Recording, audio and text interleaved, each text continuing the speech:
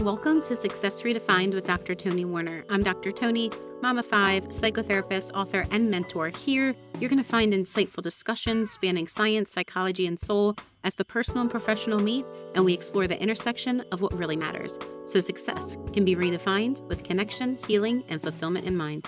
In today's episode, the main theme that we're going to be focusing on is around trauma and mental health, which are two topics that are incredibly near and dear to my heart, my life, my passion, my work. And I'm joined today by Shari Alyse to have a candid, open, honest, raw, real conversation about some of the intersections of trauma and healing and self-success and the many nuances that fall in between the crevices of those things. Shari shares some of her own real lived experience with trauma and how she's navigated the effects of those experiences in her personal and her professional life. Known as America's Joy Magnet, Shari Alyse is on a mission to spread joy around the world. She's the author and international bestseller of Love Yourself Happy. She's a 2-time TEDx speaker, media consultant, a host, and the executive producer of the top-rated morning talk show, Good Morning Joy. At 7 years old, Shari found herself having to use her voice on a witness stand to testify against the man that had abused her. And she now uses her voice to speak around the world on reconnecting with joy and uses her TV platform to highlight the joy in the world. She's the former co-founder of one of the first holistic wellness communities and directories, and she's a former host of multiple TV and radio shows. Shari is a regularly featured media personality on ABC, NBC, Fox, CBS, and she's been featured in numerous magazines, podcasts, and so much more. And so today, I'm glad to have this conversation with Shari Alyse, who is also someone that has become not just a colleague, but a friend. Let's join this conversation. Hello, everyone. I'm just going to jump into the conversation today because I have an amazing woman with me who I've had the pleasure of speaking with many times at this point, and was just ecstatic that she said yes to coming on the show and to talking with us. So Shari Alyse, thank you so much for being with us today. Thank you so much for asking me. It's an instant yes with you. So that was a no-brainer for me. Thank you. So we're going to be talking about things related to trauma, to mental health.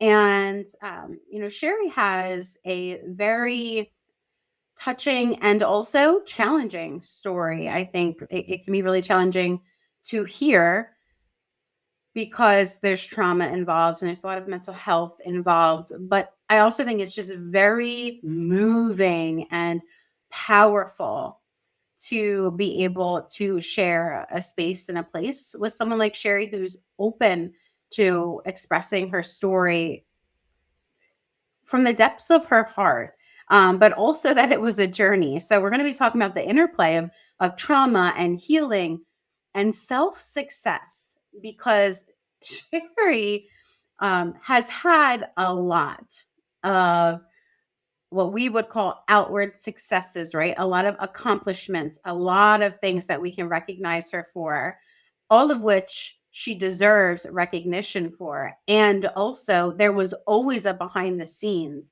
And we forget that sometimes, right? Like, we forget that in that outward success that people see, there's a lot of behind the scenes. And when there's trauma involved, oftentimes there's either a lot of avoiding or a lot of healing, right? It's like one or the other.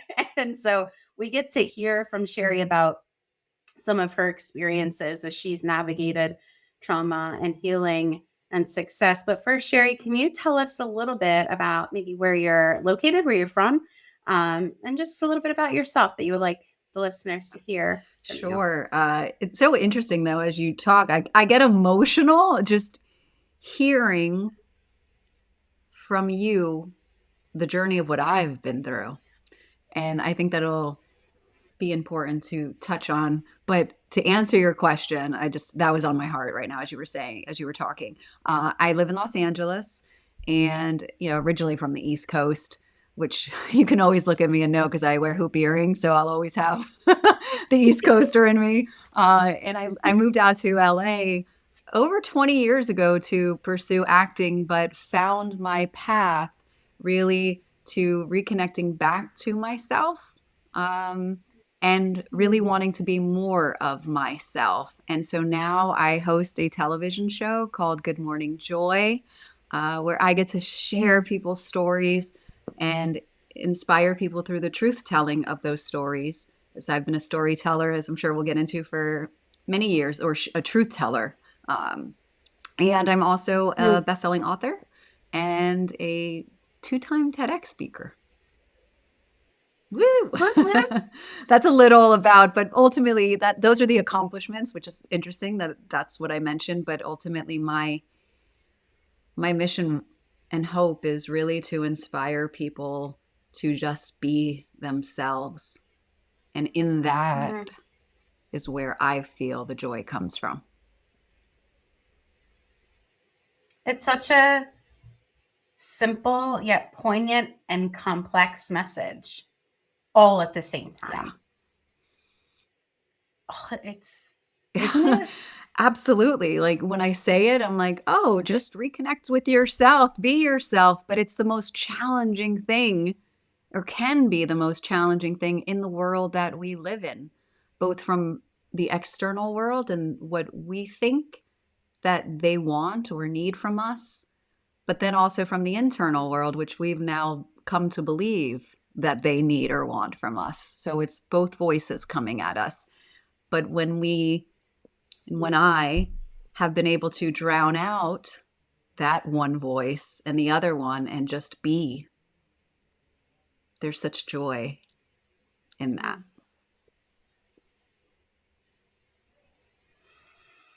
When we have all of this outside stuff, right? Like the outside pressure, the outside goals that maybe we think other people expect of us, or that we set for ourselves so we please other people, or whatever the case is, like all this outside stuff.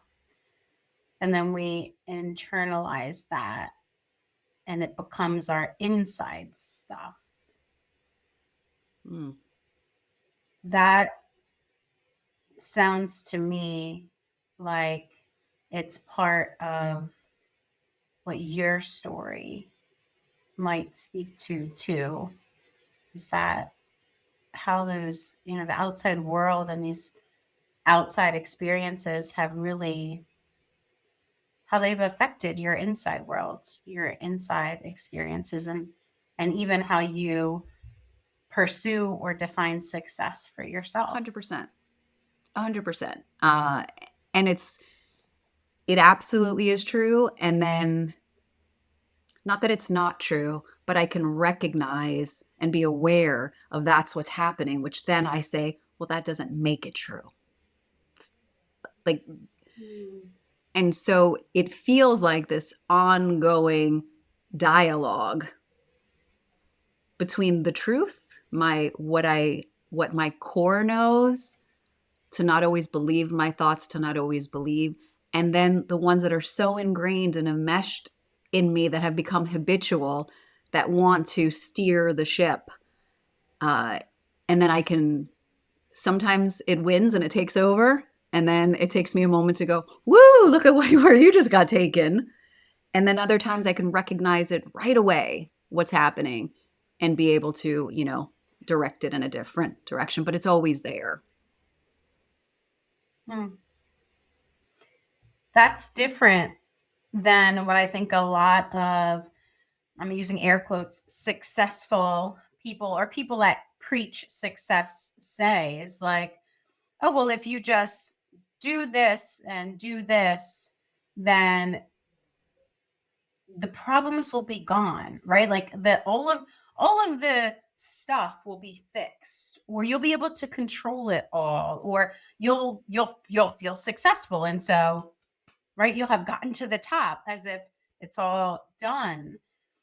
But you said it's always there.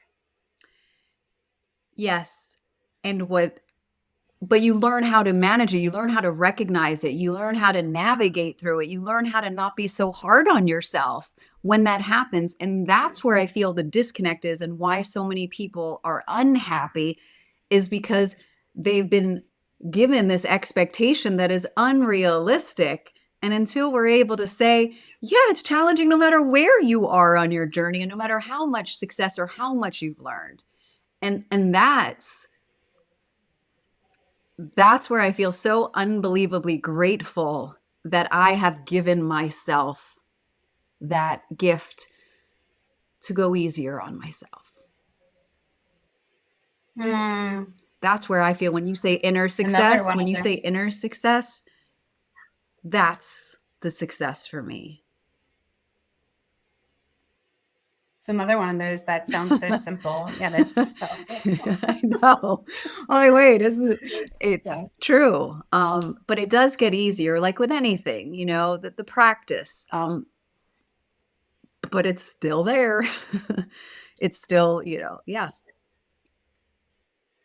Yeah, and I think if we even put it in context, right? So if there's anything that we're doing in life that we enjoy, a sport, a hobby, it takes us some time to learn the basics, even if we have a proclivity to it and we just aren't particularly good at it. It still takes some time to learn the basics, and then we're wanting to strengthen them. We're still wanting to learn and grow in it. You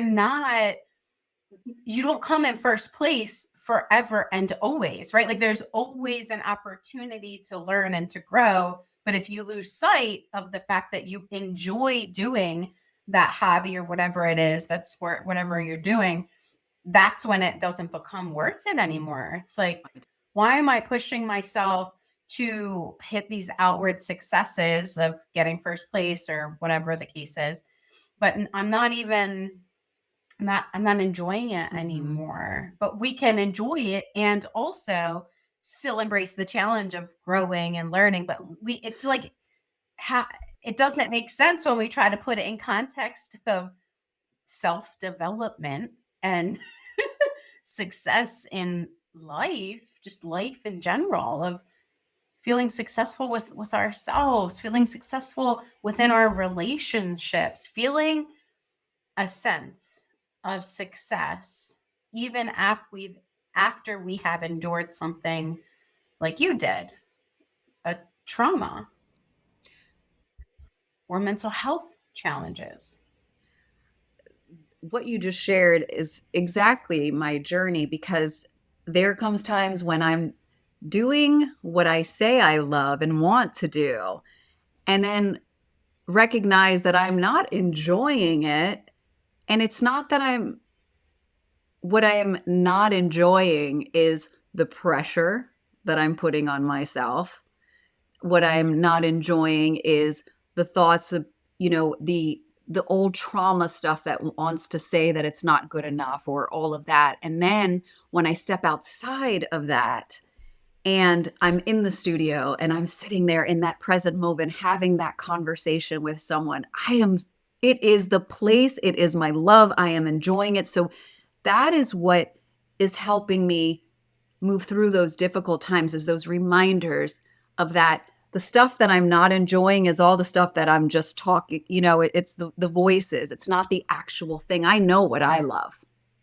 I know what I'm here to do. I know why I'm reaching for these next successes in life. I don't even know, as I say that, I'm like, is it that, or is it just, I think that the trauma voice wants to tell me that I need those accomplishments. Hmm.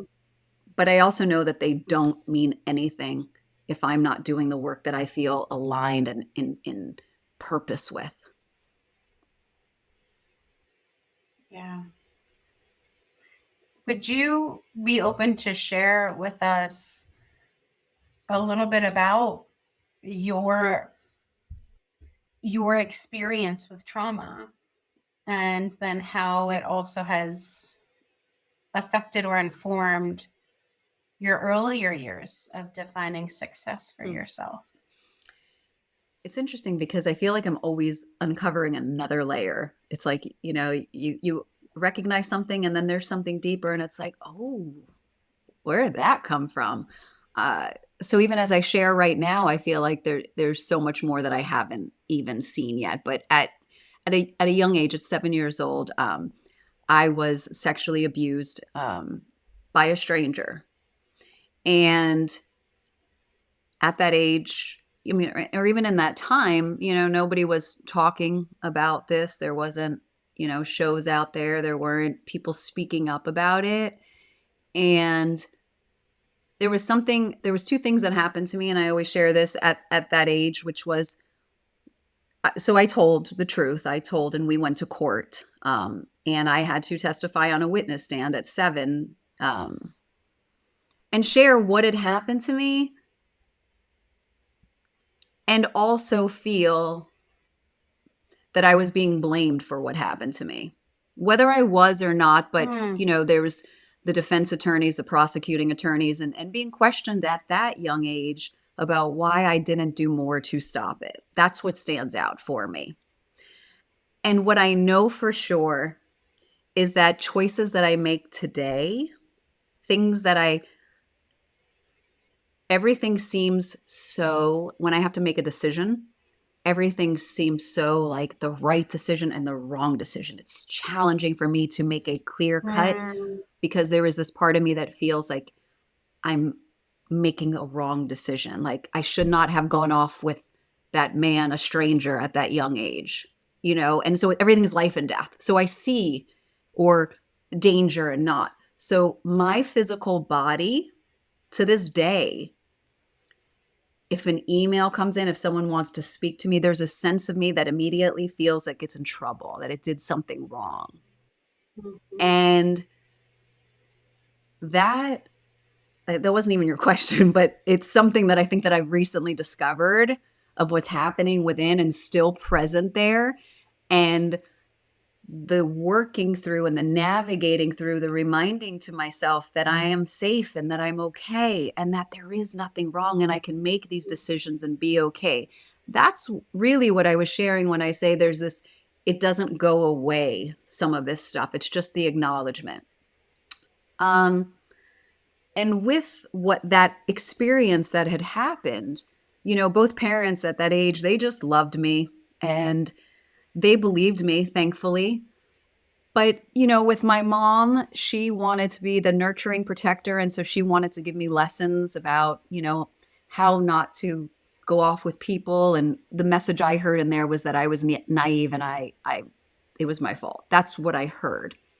And my dad, on the other side, he didn't want to talk about it at all. So he didn't acknowledge it at all, which of course we spoke about, not of course, but we spoke about this a few years ago. And he said he didn't know what to do. He wanted to kill this person, right? So, but I interpreted that as him being ashamed of me. So I went through many years feeling the guilt, feeling at fault, feeling shame, all of that, and feeling guilty for putting this man in jail and ruining his life. And so those are the things that I feel like has carried with me. And those are the things that I consistently work through and offer that young 7-year-old girl every day, my love and my compassion and my presence, that she is okay and she is loved. Yeah. There's so many facets to how young Shari, right, like interpreted such a violating, yet so confusing traumatic experience. And as you were talking, I think you did answer the question in part, like in an indirect way, because what you were sharing was like this, yes, the shame and the guilt and the heaviness of the decisions, but also this fear of repercussion, this fear of someone else being upset with you. And, from what I have seen and even experienced myself, is that absolutely plays a role, right? In how we show up, in the ways that we pursue success, in the way that we pull things like perfectionism or people pleasing into the definition of success that we're trying to pursue, that we've either created for ourselves because we think, that's what we're supposed to do, or whatever the reason is that we've created this definition for ourselves. And I wonder if that connects at all with part of what you are sharing. Oh, absolutely. I mean, I recognize that all the time. I recognize the perfectionism. It is a conscious effort or a conscious choice to step away from certain things, from acknowledging and recognizing how I want it all, every aspect of my life to be perfect, and trying to manage and control, whether it's, my partner in a relationship and how he shows up, or other people, or how I'm seen in the world, all of it trying to manage and be hyper vigilant to everything being safe and in my control. So absolutely. And that's a work in progress all the time, but I'll continually say, I'll beat it to, or the gift is the awareness. The gift is the awareness, because I don't have to be carried away by that. I can see it, acknowledge it, love myself in it, in spite of it, all of it. So as I share that I recognize, and the people pleasing, yeah, I mean, that was a huge part, especially of my earlier years. But I also see the shift of when I said, you know what, it's okay to say no. You know what, it's okay to not have to over explain. I see myself wanting to, when someone asked me to do something. The other day I was writing an email and I started writing this entire thing of why I couldn't do something. And then I deleted. And so I watched it in action of saying, you don't have to over explain anything, or someone's going to be upset with you. You get to just say, thank you so much. I am not able to at this time, but I really appreciate it.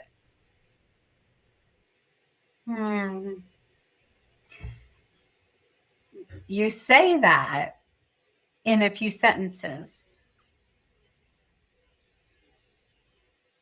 but I wonder if there is a bit of a journey between the navigating, that people pleasing and perfectionism without the awareness, because you said the gift is in the awareness. If there's a journey that you can, like, in retrospect, see and maybe even share with us here, from when that awareness wasn't there, but those things were still playing a part in your life, and the success that you were pursuing and defining, and in the relationships, and a journey from there to now, to where you're at now, where there's the awareness that they exist, but a different relationship with how you navigate it. I'm trying to think, because it feels like centuries ago, but then it was just last week that I was handling something from that. So, but like the awareness of it, what I can clearly remember and share is finding myself in repetitive situations, like finding myself in either relationships that were definitely not healthy, but trying to change trying to be the chosen one, like wanting so badly for this person to see me, to love me, and to accept me. And the journey through that was that I literally got so exhausted. Like, it was like, no matter what I did or how perfect I thought that I was being, the people that I was choosing just couldn't see that, because they couldn't even see it in themselves. So it was like this hamster wheel of trying to be like, see me, love me, love me. And I didn't, of course, like I said, I had no awareness of it at the time, until I just saw, like, there was something. I remember having this, I don't know if it's this conscious, but this thing where I was like, were you really put here on this earth to suffer? Like, there was that question that I had within, and looking around at other people and going, well, why do they get to have that and I don't? Like there was this part of me that knew that I didn't do anything wrong, that I was just as good of a person as other people that I saw that were more well balanced. Like there was that awareness of them, and then thinking, okay, there's got to be a disconnect here. And so it was kind of years of figuring out that disconnect. And then that was really just my mind convincing me of things. But again, like I can keep saying it is a journey, but yeah, that Yeah. The awareness. The gift is in the awareness. I keep coming back to that because you were so powerfully saying it when you were saying it. And how so becoming more aware of ourselves in and of itself is a journey. And then figuring out, I don't want to use that word, and then navigating how to manage, how to relate to that awareness, what to do with that awareness is another journey, right? Because it's like, okay, so because I know plenty of people with really, really beautiful hearts, very compassionate, incredibly giving, incredibly intelligent, that are so hard on themselves because they're so aware. So it's like they're so aware. It's a hyper vigilant awareness, right? Yeah. So it's like far side of the spectrum awareness. And they're using that awareness to beat themselves up. So it's like, okay, so you've become super aware, right? Like hyper vigilant aware, but it's backfiring, right? Like it is not working for you. And then those folks will go out and they'll see the other folks that are on the other side of the spectrum that seem to not have any awareness because they're numbing out or avoiding or whatever the case is because of whatever they've been through. And they're frustrated because they're like, why are you not more self-aware? Right. And so it's like there's these people that are on both ends of the spectrum, both oftentimes because of trauma that they've experienced, whether they're aware of it or not. And there's this middle ground of awareness that I hear you talking about, where it's like, I had to practice, I had to learn, I had to be open to becoming more self-aware, and then also to the journey of how to go about navigating this awareness more and more and more, deeper and deeper and deeper. Does that fit for you at all?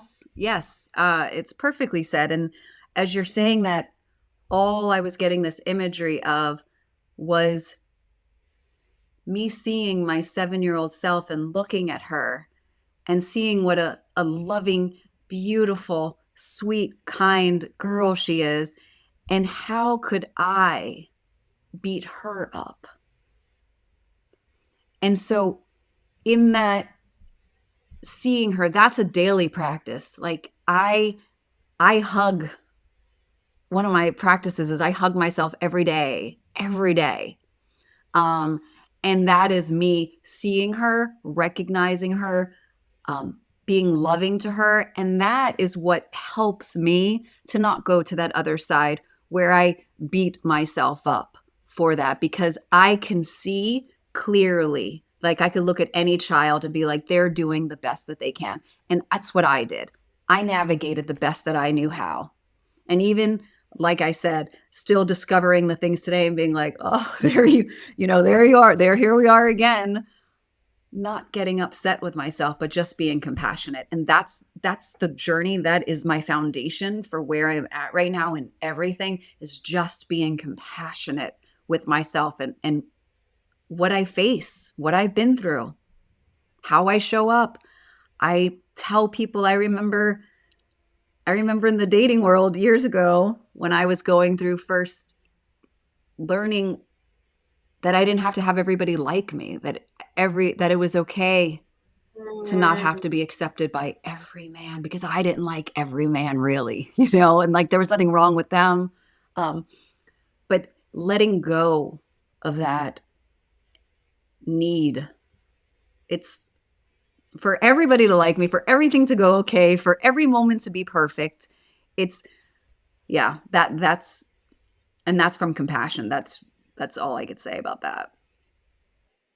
No, I can so deeply resonate with my own kind of flavor, my own kind of version of that, of growing up never feeling like I fit in, and in any capacity. It was like I wasn't girly enough because I was obese. I was overweight and a tomboy. I wasn't black enough. I wasn't white enough. I wasn't. I was just. I mean, Hmm. I could keep going on and on and on. But I didn't feel like I fit in anywhere. And even in the church, my parents were pastors. Even in the church is like I didn't fit in because you're like kind of different because you're the pastor's kid. But then also, my mom is a woman pastor. People didn't like that. My dad was a black pastor of white churches all the time. People didn't like that. They didn't like that my mom was white, my dad was black, and they married each other, and then they got divorced. They didn't like that, right? Like it was like I was just like it just there was no space for me to exist as me. It didn't feel like that, and so I wanted to feel Mm. wanted, and without me knowing it, I started becoming so addicted to action to try to prove myself or just be of something, of value of something to someone else so I could momentarily feel wanted. And that eventually turned into, fear of upsetting people, fear of disappointing people. And I didn't realize that it was all happening on, in the background, but it fed into my version of success without me Hmm. realizing it. I did not know that was happening. Yeah, it's it yeah, it's like the background tape playing. Like it's the thing that's just going, that's running everything underneath. Um, I talked about that in my second TEDx talk, was this power of perspective, was seeing the world through, being in the prison of my mind, my own mind, and seeing through the lens of the guilt and the shame and the mistrust and the fear, and not even knowing that that's how I was seeing the world, that everything was just colored through that. And it sounds like what you're saying, like just this unawareness of that, that's what that was. And that's where I think these days that I get better at recognizing, which lens am I looking through right now? Hmm. Hmm. There's a lot of power in that. Looking back on the the seasons of your life when the awareness was less, how would you say you either defined success or what kind of success you were pursuing? Was kind of the success that you had your eyes on at the time? Well, there was a lot of self deception going on in Mm. terms of thinking that it was one thing, but really it being something else underneath. So, really, it was the love of performing and entertaining, which I did love.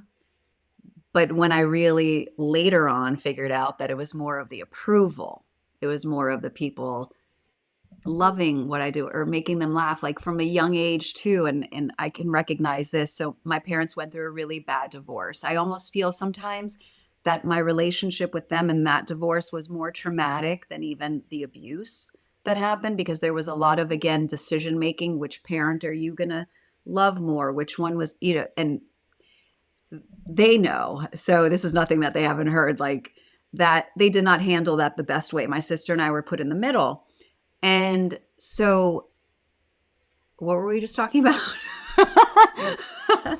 It was this awareness. No, there was a reason why I was sharing that. What was the question that you asked me? Sorry. The aware the way that you were Oh, defining or success. pursuing success when the Yes, awareness thank was you. less. Thank you. So there was this needing the approval. So, pursuing acting and wanting to be a star, I convinced myself that it was really about the entertainment. But at a young age, like I remember watching my mom, who was really sad all the time, being able to walk into a room and do something funny and entertain her and watch that sadness leave her eyes.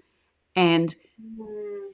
there was that, I was so driven by that to make people feel better, but at the expense for so long of ignoring my own needs to helping everybody else feel better. And so as I've watched my seasons and seeing how my journey has taken from, the acting world of needing that approval and playing somebody else, to then starting my own healing journey and wanting to share that with so many people, like what I was going through, um, realizing that, oh, I kind of like being who I am. But there's still being an aspect of that acceptance, that's still being an aspect of, oh, I'm helping people. They love me more. They approve of me. Like that underlying thing, that tape feels like it's even in present day today, where I have to check my own motives for the things that I do and remind myself or ask myself, is this something that you still want to pursue because you love it? Or is it for other Mm. reasons? Is it because you've gotten into this habit of saying this is what you want? So there's this consistent check-in that still happens with myself. Having to check in to see if whatever the thing is that you're aiming for success, if it's really aligned with what you in your heart, this is my language, so Yeah, no, it's totally better change than my mine words right now. in your heart, if that's really what you are desiring from your heart, or if it's more so motivated by some kind of external success marker like approval or something like that. 100%. That's perfectly said. Yep.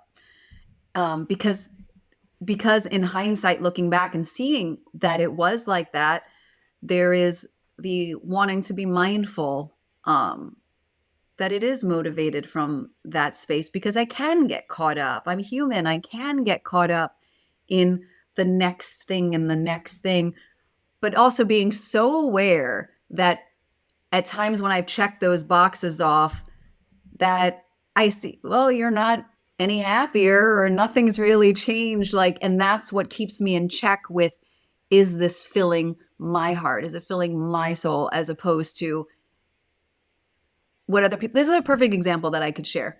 I remember years ago, and this became when I became more aligned with what it was that I really want. I always wanted people to like love what I do. It's just, and approve of it.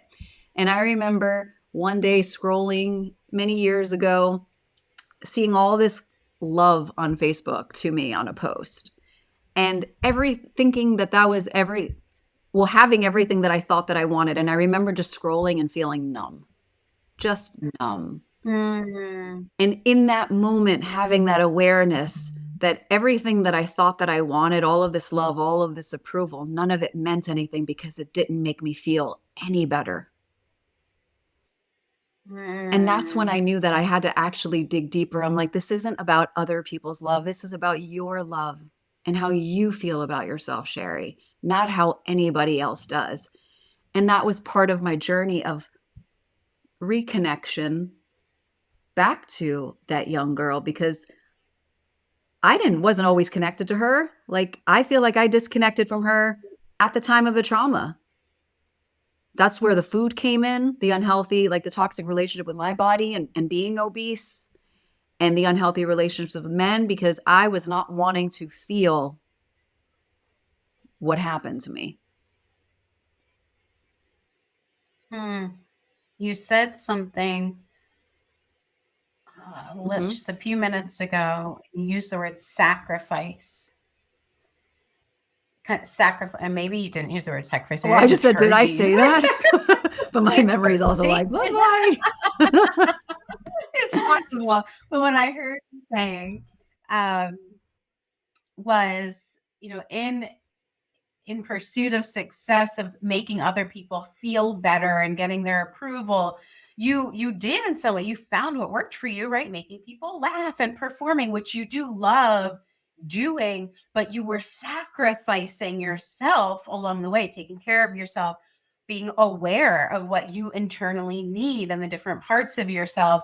And so it was like that definition of success required this self-sacrifice that ultimately, that's why you felt numb while you were scrolling, right? Like all this outward success that we chase, the goals, the milestones, the promotions, the awards, the approval, like all of these things that we chase, the degrees, right?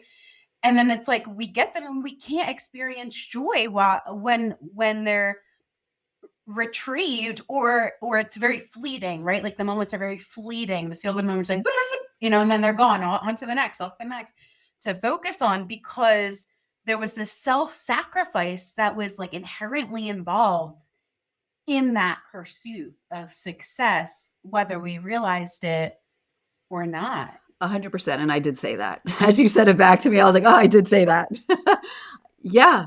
And not even again realizing that I was sacrificing that part of believing, self-deception, believing that this was, what I needed or what I wanted, that this service and this helping other people was so much more important than my own needs, and giving of myself. And there was a lot of that.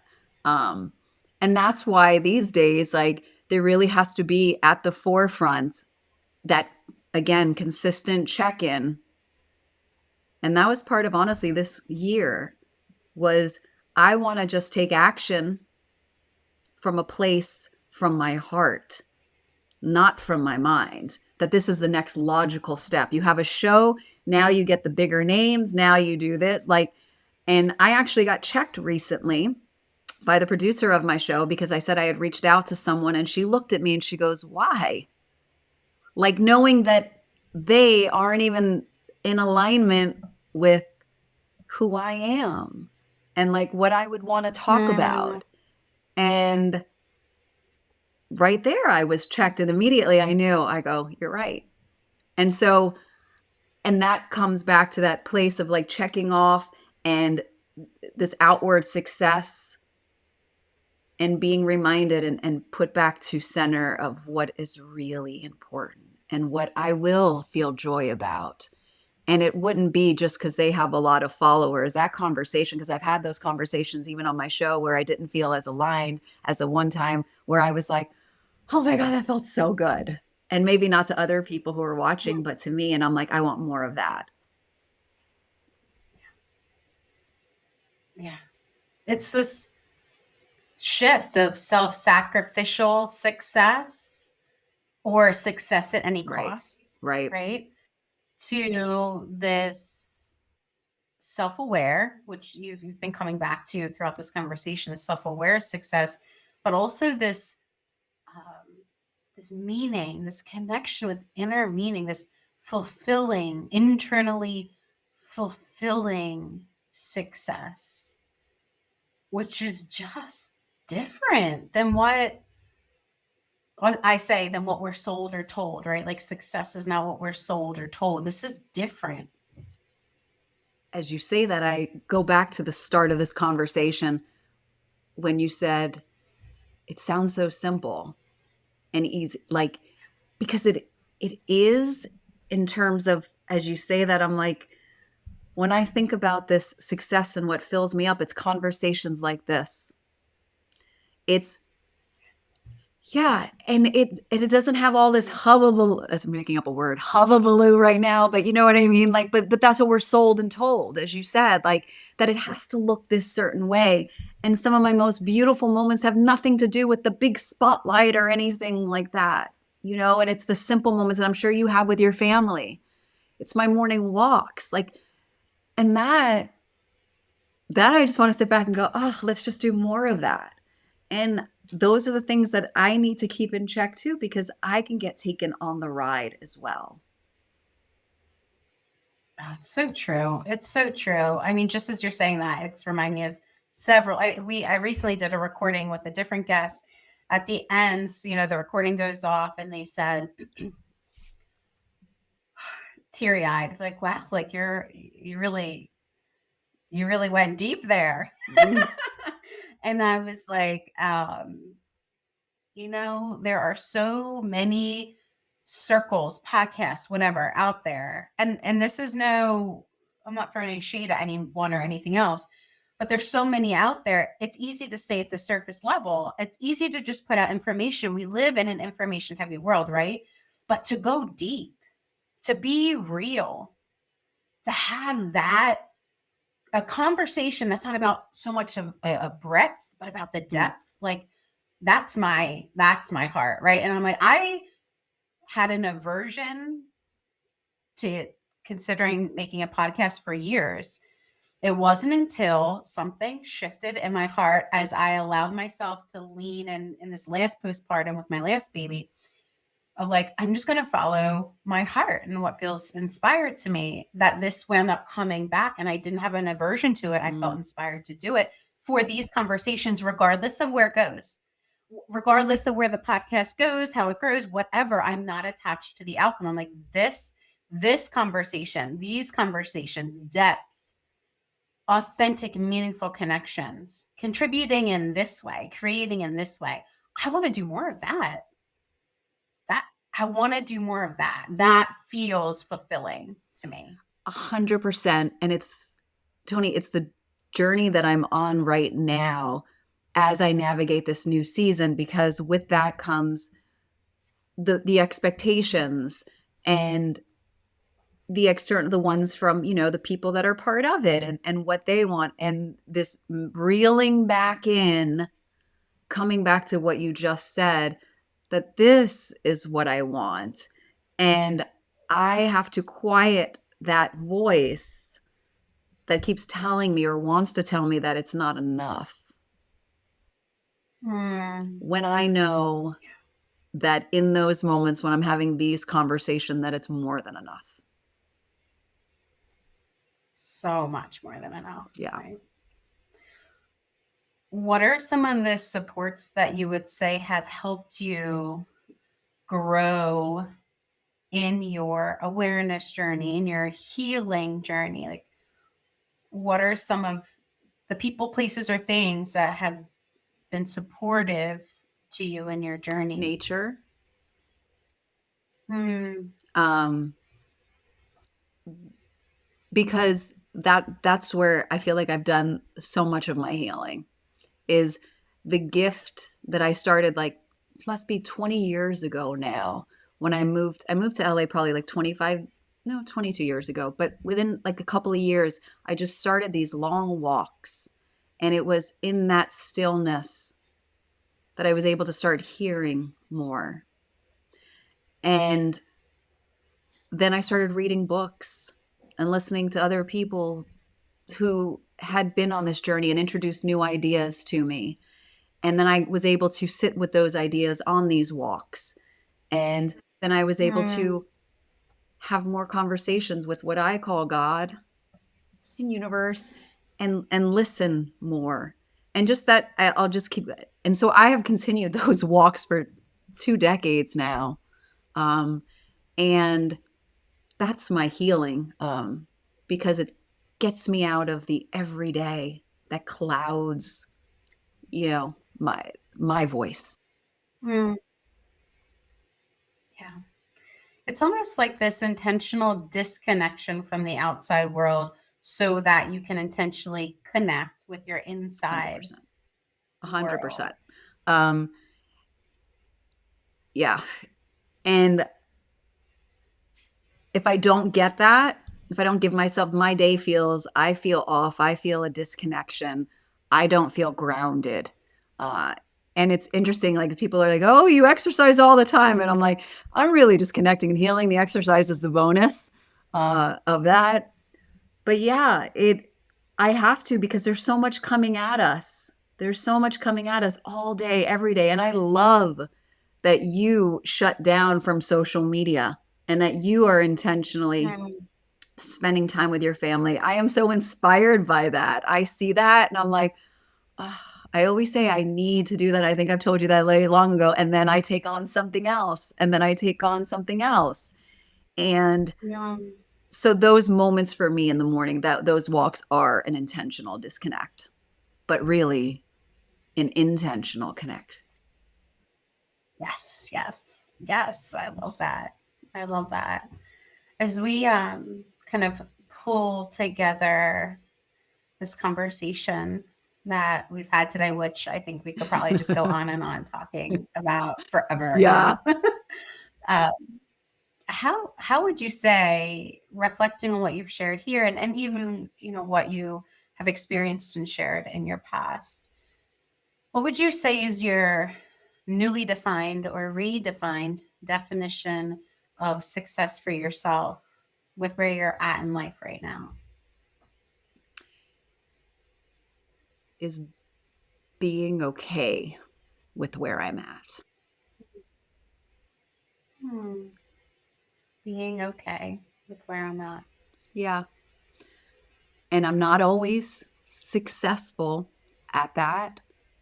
But when I am, it's the greatest gift. It is the greatest joy to not need anything else but what I am, what I have, where I am in this moment. That's success. And it goes straight in to the joy that you share with the world now. It sounds so connected, right? Of being okay with where I am, embracing that as my definition of success allows me to tap into and welcome joy in my life and share it out with the world through the work that you do. 100%. People often say to me, you exude joy. Like you don't just talk about it, you exude it. And I never fully understood that because I got that told that years ago when I didn't feel so joyful or what I thought joyful was. And what I've come to learn in joy is that it's about connection. And if I'm connecting to myself, my soul every day, and allowing myself to express my truth every day, whether it looks good or not, that is joy. Oh, I could connection and self expression. I'm like, all of these things that we're talking about them. But what we have shared and where we have gone, I do trust is more than enough for today. And I so appreciate all of you, all that you share, um, and also the time that you have chosen to share with us today. Thank you so much, Shari, for being here and being yourself and sharing yourself in the ways that you do. Thank you for having me, and thank you for being a beautiful gift to all of us to create this space that allows us to fully express ourselves and our truth. And receiving that. I struggled with receiving compliments for a long time, so I'm always practicing allowing myself to receive. Look at that. Beautiful. Look at that. Ties right in with what we've been talking about. Beautiful. Sherry, folks that want to continue to follow you, they want to tune into your show, they want to see what you got going on, where is the best place for them to find you? I'm like, website or social media? Website or social media? You can sneak both if Okay, you they can want. go to my website, which is sharyalyse.com. And social media, I would say go to Instagram, which is at Shari Alyse. And there you'll always see me talking about my show, Good Morning Joy. You'll see everything that I'm up to. Thank you. And I will put those links in the show notes so it's easy access for everyone to be able to hop in over there. Any last bits, pieces, resources, places to connect that you would like to share before we close for today? I think the message that I always leave everybody and that I will continue to leave with anyone is, and it's the end of every chapter of my book, which is just go easy on yourself. Isn't that an Adele song now, kind of a little bit? How's it go? Go. I can't hit Easy on adults me. Go notes. easy on me. Yeah. Yes. Sorry, everybody. Yep, Singing that out loud. I will. Yeah. Yes. Yes. There's Yeah. a piece that comes with that. Yeah. Everyone that is tuning in, I highly encourage you to check out Shari. She's amazing in so many ways. And thank you all for joining us today. If you're joining us on YouTube, please check out the comment section, cultivate some community here, share your questions, reflections, comments, contribute in a way that feels meaningful to you. And until next time, I wish you much success for you, your journey. And I hope that success ripples out and positively affects those around you. Bye, everyone.